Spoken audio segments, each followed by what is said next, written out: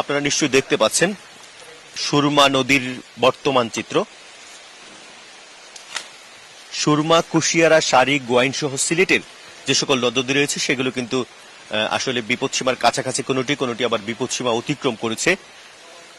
গত রাত থেকে সেই পানির পরিমাণ কিন্তু বেড়েছে। আমরা যে তথ্যটি পেয়েছি পানি উন্নয়ন বোর্ডের কাছ থেকে, আমরা দেখেছি যে সিলেটের 6টি পয়েন্টে সুরমা, কুশিয়ারা, শাড়ি এবং শাড়িগোয়াইন নদীর পানি বিপদসীমা অতিক্রম করেছে এবং সেই পানির পরিমাণ একটু একটু করে বাড়ছে। এছাড়াও অন্যান্য পয়েন্টে অন্যান্য নদীর পানি কিন্তু বিপদসীমার কাছাকাছি অবস্থান করছে। গেল 24 ঘন্টারও বেশি সময় ধরে এই পানি বৃদ্ধি অব্যাহত রয়েছে।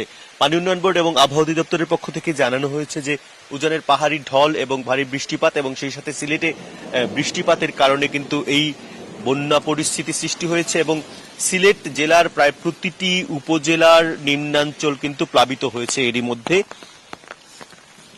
সবচেয়ে বেশি ক্ষতিগ্রস্ত হয়েছে সিলেটের কানাইঘাট, জকিগঞ্জ, গোয়াইনঘাট, জৈন্তাপুর, কোম্পানিগঞ্জ এ সকল উপজেলার মানুষ। এছাড়াও ওসমানীনগর, বালাগঞ্জ, বিয়ানীবাজার, গোলাপগঞ্জের যে সকল নিচু এলাকা রয়েছে সেগুলো কিন্তু প্লাবিত হয়েছে। তো একটি তথ্য আপনাদের সামনে উপস্থাপন করতে চাই। এরই মধ্যে কিন্তু গত রাতে এবং সকালে বেশ বৃষ্টিপাত হয়েছে, যেটি সিলেট আবহাওয়া অফিস থেকে কিছুক্ষণ আগে আমাদেরকে যে বিষয়টি জানানো হয়েছে যে আজ ভোর 6টা থেকে এর আগের 24 ঘন্টায় বৃষ্টিপাত হয়েছে 153 মিলিমিটার এবং আজ সকাল 6টা থেকে 9টা পর্যন্ত যে বৃষ্টিপাত রেকর্ড করেছে আবহাওয়া অফিস সেটি হচ্ছে 44 মিলিমিটার। অর্থাৎ সকালে কিন্তু এক পশলা ভারী বৃষ্টিপাত হয়ে গেছে, এখনো সেই বৃষ্টিপাত অব্যাহত আছে। তো আমরা একটু কথা বলার চেষ্টা করবো এখানকার কিছু সাধারণ মানুষ যারা রয়েছেন কিংবা নগরবাসী, তাদের সাথে একটু কথা বলার চেষ্টা করব।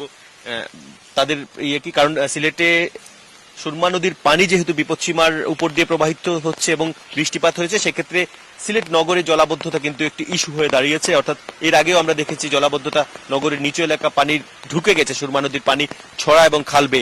তো আমরা দেখেছি ছড়া এবং খালবে যখন সুরমা নদীর পানির লেভেল বেড়ে যায়, ছড়া এবং খালবে সেই পানি উল্টো নগরে প্রবেশ করে। এছাড়াও বৃষ্টিপাত হলে যখন আশেপাশের চা বাগান সহ বেশ কিছু টিলা থেকে পানি নেমে সিলেট নগরীর উপর দিয়ে সেটি সুরমায় প্রবেশ করে। সুরমার পানি যখন বাড়তে থাকে তখন কিন্তু সেই পানি নামতে পারে না। তো এবারও সুরমার পানি বেড়েছে এবং আপনি তো সকাল থেকে দেখছেন, কি দেখছেন? আপনাদের এলাকার পরিস্থিতি কি, আশেপাশে এলাকার পরিস্থিতি কি? দেখুন, সিলেটের বেশ কিছু এলাকা, ধরেন আমি যদি বলি সিলেটের যে নিচু এলাকা উপশহর, আপনার যতরপুর, সুবানীঘাট, এছাড়াও কিন্তু যে মির্জাজাঙ্গাল, সাগরদিঘির পার, আপনার ইয়াপুর রোড, সেসব এলাকায় কিন্তু এখন পানি উঠছে। আগে যদি বলা যায় যে যদি এর আগে আমরা দেখতাম যে সিলেটের নিচু এলাকায় পানি উঠতো, এখন কিন্তু সিলেটের উঁচু এলাকায় কিন্তু বৃষ্টি হওয়ার পরে বা যখন নদীর পানি বেড়ে যায়, পানি দ্রুত সময়ের মধ্যে ড্রেনের ব্যবস্থার মাধ্যমে পানি নদীতে আসতে পারে না, বাধাগ্রস্ত হয়, যার ফলে সিলেট নগরী প্রচুর জায়গায় জলাবদ্ধতা সৃষ্টি। জলাবদ্ধতা হচ্ছে, আমরা দেখেছি নগর ভবনের পক্ষ থেকে ড্রেনগুলো পরিষ্কার করার বেশ কিছু উদ্যোগ নেওয়া হয়েছে এবং তারা সেই দখলমুক্ত করার এবং বেশ কিছু উদ্যোগ নেওয়া হয়েছে নতুন পর্ষদ আসার পরে। এর আগেও আসলে এই ড্রেনগুলো নিয়ে বেশ কাজ হয়েছে। তো সবকিছু মিলিয়ে এই যে নালা এবং ড্রেন, ছড়া, খালের অবস্থা কি আপনি? দেখুন, গতকালকে কিন্তু সিলেট সিটি কর্পোরেশনের মেয়র আনোয়ারুজ্জামান চৌধুরী, বর্তমান মেয়র যিনি 1 বছর থেকে দায়িত্ব পালন করেন, তিনি বলেছেন যে গণমাধ্যমেই বলেছেন যে তিনি সিলেটে গত কয়েক বছরের ড্রেনেজ ব্যবস্থায় অনেক অপরিকল্পিত কাজ হয়েছে। এই অপরিকল্পিত কাজ হওয়ার ফলেই কিন্তু এই ভোগান্তিটা খুব বেশি হচ্ছে। যদি পরিকল্পিত হতো তাহলে কিন্তু সিলেটের পানি বা সিলেট নগরীর পানি দ্রুত সময়ের মধ্যে নদীতে চলে আসতে পারতো। আমাদের সিলেট বারবারই কিন্তু আবহাওয়া অফিস বলেন, পানি উন্নয়ন বোর্ড বলেন যে সিলেটে যদি বৃষ্টি সারাদিন দেয় তাহলে কিন্তু জলাবদ্ধতা হবে না। কারণ হচ্ছে এই বৃষ্টিতে নদীর পানি ভরে যাবে এমন কোনো সম্ভাবনা নাই। আমাদের পানিকে আমাদের বাধাগ্রস্ত হয়। নদী যখন ড্রেনেজ ব্যবস্থার মাধ্যমে পানি নদীতে আসবে, সেসব এলাকায় হচ্ছে নানান ভাবে ড্রেনের মধ্যে পানি বাধাগ্রস্ত হয়, যার ফলে সে পানি ওভারফ্লো করে শহরের মধ্যে থেকে যায়, মানুষের বাসা বাড়িতে প্রবেশ করে এবং নাগরিক ভোগান্তির সৃষ্টি হয়। ধন্যবাদ আপনাকে। দর্শক, আপনাদেরকে আরেকটু তথ্য জানাতে চাই। সিলেট জেলা প্রশাসনের পক্ষ থেকে এবং সিলেট নগর ভবনের পক্ষ থেকে এরই মধ্যে বেশ কিছু প্রস্তুতি নিয়ে রাখা হয়েছে এবং বলা হচ্ছে যে এই বন্যা মোকাবেলায় সিলেট জেলা প্রশাসনের পক্ষ থেকে প্রত্যেকটা উপজেলায়, গতকাল ছিল ঈদের দিন, যে সকল বানভাসী মানুষ রয়েছে প্রত্যেকের কাছে আসলে যারা আশ্রয় কেন্দ্রে আশ্রয় নিয়েছে, এছাড়াও তাদের বাড়িঘরে গিয়ে জেলা প্রশাসনের এবং উপজেলা প্রশাসনের কর্মকর্তারা তারা বিভিন্ন ধরনের খাদ্য এবং অর্থ সহায়তা করে এসেছেন, যেটি আমাদেরকে জানিয়েছেন। এখন পর্যন্ত আমরা জেনেছি যে 250 মতো মানুষ আশ্রয় কেন্দ্রগুলো আশ্রয় নিয়েছে তবে আজ সকাল থেকে বেশ কিছু মানুষ কিন্তু আশ্রয় কেন্দ্রে যাচ্ছে বলে আমরা জেনেছি, কারণ গতকাল ঈদের দিন ছিল, সে কারণে অনেকেই তাদের বাসা বাড়ি ছেড়ে আশ্রয় কেন্দ্রে যেতে চাননি। কষ্ট করে হলেও ঈদের দিনটায় তারা বাড়িতে থাকতে চেয়েছেন, যদিও তাদের ঈদের আনন্দ আসলে বলা যায় ম্লান ছিল, কারণ তারা অনেকেই যারা কোরবানি দিতে সামর্থ্যবান তারাও কোরবানি দিতে পারেননি, যারা সামর্থ্য যাদের ছিল না তারাও মাংস সংগ্রহ করতে পারেননি। নানাভাবে আসলে সাধারণ মানুষ গতকাল সিলেটের প্রত্যন্ত নিম্নাঞ্চলের মানুষ অনেকটা ভোগান্তিতে ছিলেন এবং ঈদের আনন্দ তাদের ছিল না। তো আজকে আমরা জেনেছি অনেকেই গোয়েনঘাট, কোম্পানিগঞ্জ, জকিগঞ্জ, কানাইঘাট এবং জৈন্তাপুর উপজেলার মানুষজন কিন্তু এছাড়াও বালাগঞ্জ, উসমানীনগরের কিছু অংশের মানুষজন আশ্রয় কেন্দ্রে আশ্রয় নিচ্ছেন। জেলা প্রশাসনের পক্ষ থেকে গতকাল পর্যন্ত আমরা জেনেছি 538টি আশ্রয় কেন্দ্র প্রস্তুত রাখা হয়েছে এবং এখন পর্যন্ত প্রায় 3 লক্ষাধিক মানুষ বন্যায় আক্রান্ত হয়েছেন। তো আরেকটু কথা বলবো এখানকার একজন অধিবাসীর সাথে। আপনার এলাকার অবস্থা কি, বন্যার পরিস্থিতি কি?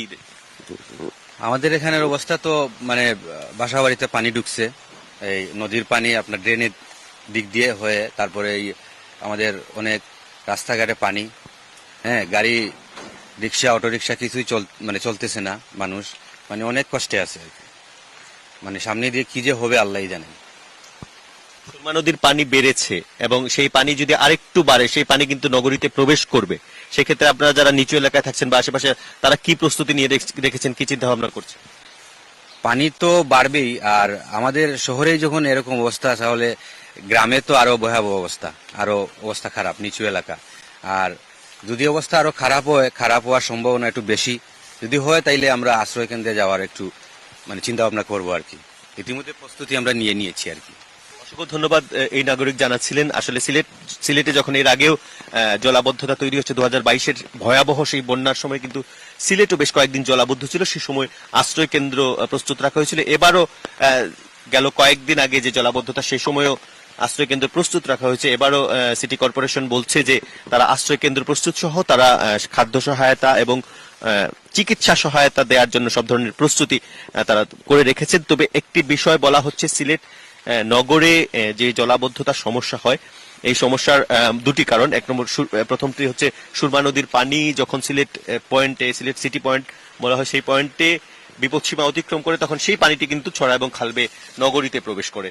তো একটু জেনে নেব, আরেকজন এখানে রয়েছেন নাগরিক, তার আপনাদের কি অবস্থা, আপনাদের এখানে পানি উঠার পর আপনাদের ভোগান্তিটা কেমন? সিলেট হয়ে গেছে এখন বৃষ্টি বিপদ সংকেত। আগে মানে বৃষ্টি হইলে চিন্তা করা হইতো যে আজকে একটু ঘুম ভালো হইব, নিরাই নিটানটা। আর এখন চিন্তা করা হয় কোন সময় নিজের সম্পদ গুলা মানে বন্যায় প্লাবিত হইব। এর লাগি সিলেটে লাগি এখন বৃষ্টি হয়ে গেছে, এটা অভিশাপ। গতকাল 4টার সময় 4 ঘন্টা বৃষ্টিতে মানে সিলেটে প্রায় জায়গায় বন্যায় প্লাবিত হয়ে গেছে। এখন বৃষ্টি হইলেও যে কেউ বাহিরে গিয়া কিছু আনবো বা কিছু খাওয়ার ব্যবস্থা করবো, এই ব্যবস্থা আর নাই।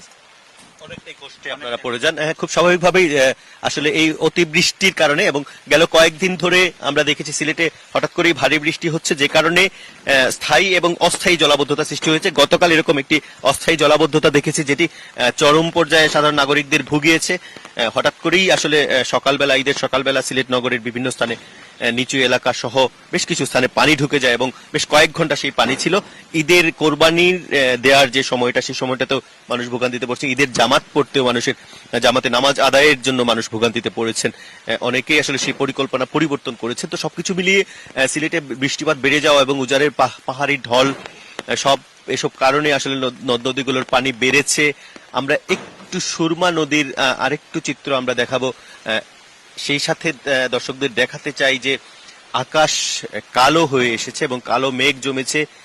এর আগেও ভারী বৃষ্টি হয়েছে ঘন্টাখানেক আগে সিলেটে, সেই ভারী বৃষ্টিতে আসলে অনেকটাই পানি জমেছে বিভিন্ন স্থানে। এখনো পুরো আকাশ কালো হয়ে আসছে।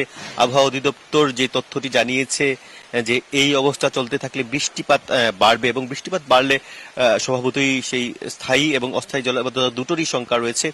এবং আমরা যে বিষয়টি দেখছি যে সিলেট নগরীর যে সকল নিচু এলাকা, বিশেষ করে উপশহর, সোভানীঘাট, 13 রতন, যতনপুর, কাজীর বাজার, তালতলা সহ কানিশাইল সহ বেশ কয়েকটি এলাকা কিন্তু আসলে একটু ভারী বৃষ্টিতেই জলজট সৃষ্টি হয়। পরবর্তী বৃষ্টি থেমে গেলে সেই পানি আবার নেমে যায়। তবে এবার যে বিষয়টি হচ্ছে, সুরমা নদী এই সিটি পয়েন্টে সিলেটের বিপদ সীমা অতিক্রম করার ফলে যখন পানিটা বেড়ে যায় সেই পানি তখন আসলে ছড়া খাল বেয়ে নগরীর ভেতর প্রবেশ করে।